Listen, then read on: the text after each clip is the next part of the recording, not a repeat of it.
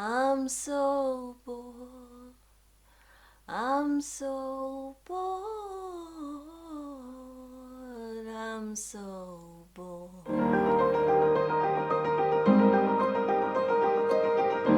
Hi, it's Rachel here. Now today I'm going to talk about something a little bit more personal, about being an ambivert in lockdown.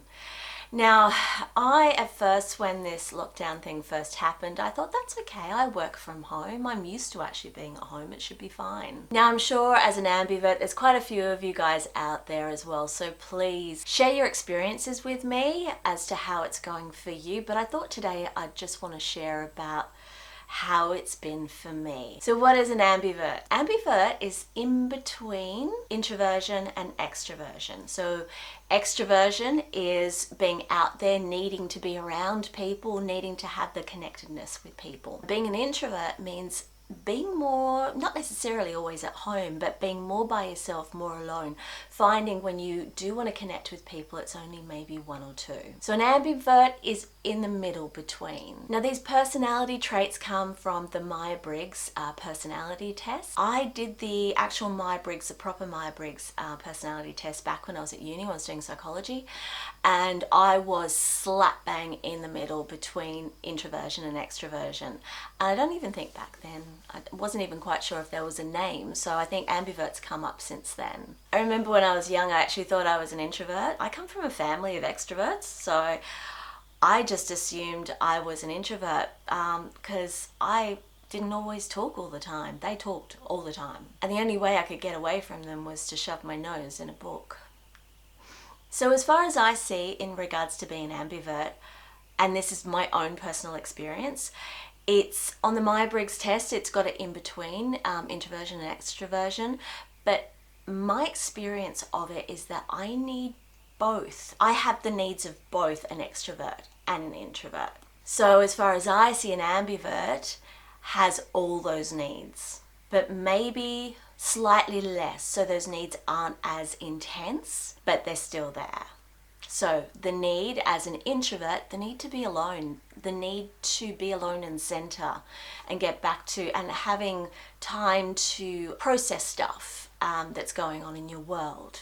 But also as an extrovert as well, the need to actually get out there and connect with people, just get the energy that you get from people and being out and about and smiling and connecting. But as I said, like both are strong, but I don't think they're as intense. So my need to be alone and to center maybe isn't as strong as an introvert. Now this is I'm only doing this from personal experience, saying this from my own personal experience. And my need to connect with others isn't as strong. So my need to connect with others isn't as strong as an extrovert. So as an ambivert, if I've spent a lot of time by myself, I will then need to spend some time with other people. So what happens is I get my fill of being alone and then I'll need to be with people.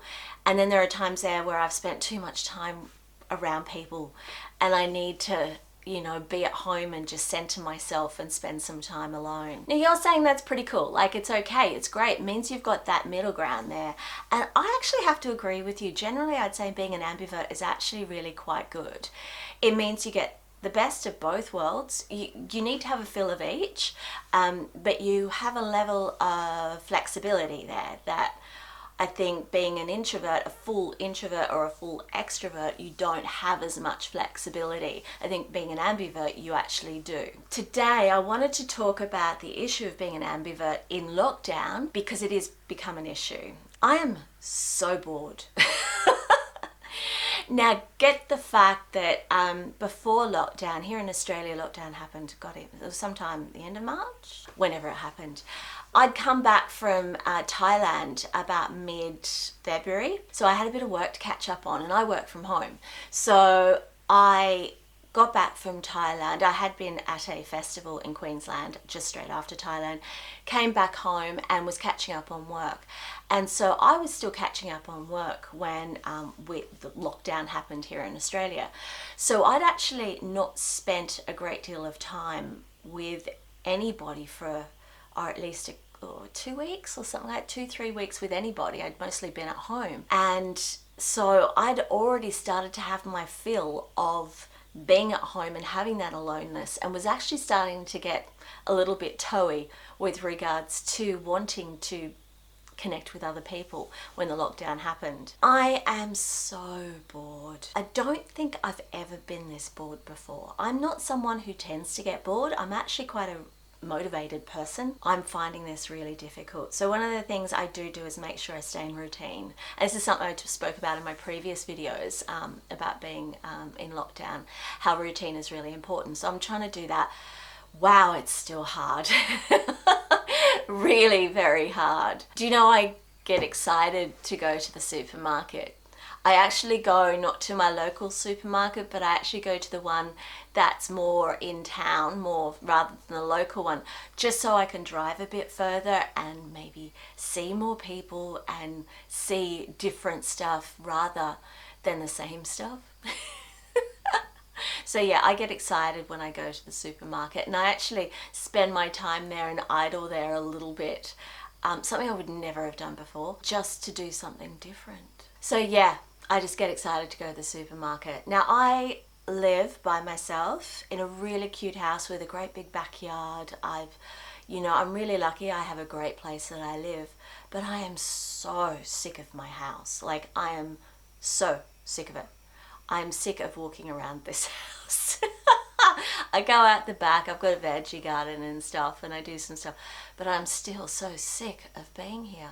I actually, the other day, it's a bad thing because we're not supposed to just jump in our car and drive.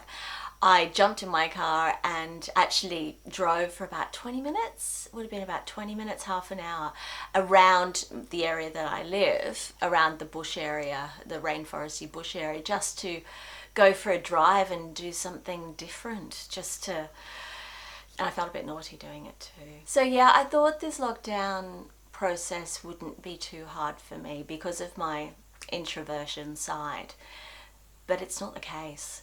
Where I think we are now starting to look at very soon lifting some of the rules, making it a little bit easier, which is great. But it's been a process for me. It's an interesting process. I would have thought I would have taken this a lot easier than I'm taking it. So Skyping with friends and family, which really helps a lot, but not enough. It's not actually giving me that people vibe that I need. And I think more importantly as well is the physical stuff. I realized the other day the need to have a hug. I live here by myself, so I don't have another human here to hug me. And so yeah, it's not just the mental and the emotional, it's also the physical as well, you know? And I'm definitely not going to talk about the sex part because that just makes me sad. But, you know, as I have these feelings here and I'm there as an ambivert, having these feelings and the frustration of not spending enough time with people, that I've had enough of spending time on my own, I really feel sorry for you guys who are extroverts out there. This must be so hard. I mean, I'm doing everything that I can to connect with other people within the boundaries that I'm allowed to, but it must be so hard for you guys out there. I hope most of you live with someone. It might make it easier, although, you know, that has its downfalls as well, I'm sure. So yeah, for you extroverts out there, it must be so hard. The other day, I had a party here. It was called a Rachel party, an all by herself Rachel party. I blasted music, and I'm sure my neighbours love me. I got a little drunk. I was dancing around and I had fun. I mean, I did have fun for a couple of hours. It was great because I needed to do something. I needed to have a little bit of fun, and I realised that I hadn't had quite a bit of fun in a while, and that alleviated a little bit of, a little bit of that frustration, a little bit. I do recommend it. We don't do it too much. You don't really want to end up being an alcoholic. I'm sure we're going to come out of this lockdown with a few more alcoholics, I assume. But I plan not to be one of those. But yeah, so definitely I would recommend have a party on your own, blast some music, get a little bit pissy. Why not? So as well as the extroverts out there, I think I also feel a little bit sorry for some of the people who are living with other people 24/7. So I think about families together, and you know, you love your family, you love your partner, your kids, whoever you live with, your loved ones that you live with, but dealing with them 24/7 must be really, really hard. I think I'm lucky living by myself, although there's the loneliness that goes along, which is something I've not really experienced before, loneliness, so it's weird. But I think on the other side of that, having people in your face every 2 seconds would be a little hard as well. And that's also the same for flatmates. You know, I imagine the same sort of thing, 24/7. You're not used to actually having to deal with your flatmates 24/7. So I feel sorry for people who are having trouble living with their loved ones and others in their homes. It does make me think that my situation is okay. Although I would like their situation for just an hour or two, maybe just to get a hug. A hug would be nice. Just a hug. And just an hour or two of connectedness, and then I could go back to my other introverted sort of side for a little while. So I think overall being an ambivert in lockdown isn't the worst thing in the world. I really do think the introverts have got it sorted. They must have. I mean, any of you guys out there who are introverts, share with me your own experiences, the troubles that, or the difficulties that you're having. But I'm finding that my introverted side, if I was fully introverted, I wouldn't have an issue too much at all dealing with this situation. But hey, everyone's different. So if you guys like this video, please give it a thumbs up and subscribe to my channel below to see future videos. Check out the other videos here for more on empowerment, relationships and dating. And I'll catch you in the next one.